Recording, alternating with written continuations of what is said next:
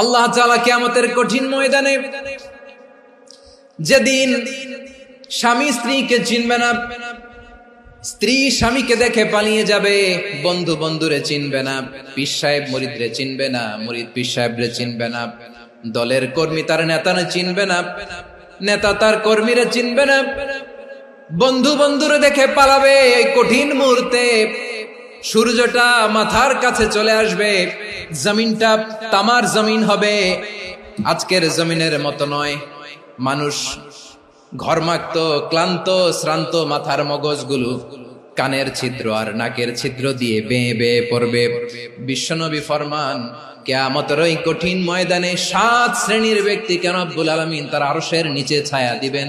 তার মধ্যে প্রথম শ্রেণীর ব্যক্তি হলো ইমামুন আদিল, যে ইনসাফের সাথে বিচার করে, যে জাস্টিস সমাজে সার্ভ করে, যে সুশাসন নিশ্চিত করে, ওই ইমামুন আদিল। আদিল শব্দটা বুঝছেন না? ইন্নাল্লাহা ইয়া'মুরু বিল আদল, পাইছেন?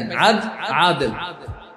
7 শ্রেণীর ব্যক্তিকে আল্লাহ তাআলা সুশীতল আরশের নিচে ছায়া দিবেন, যেদিন তার দেয়া ছায়া ছাড়া কোনো ছায়া থাকবে না। এর প্রথম হচ্ছে ইমামুন আদিল, ন্যায়পরায়ণ।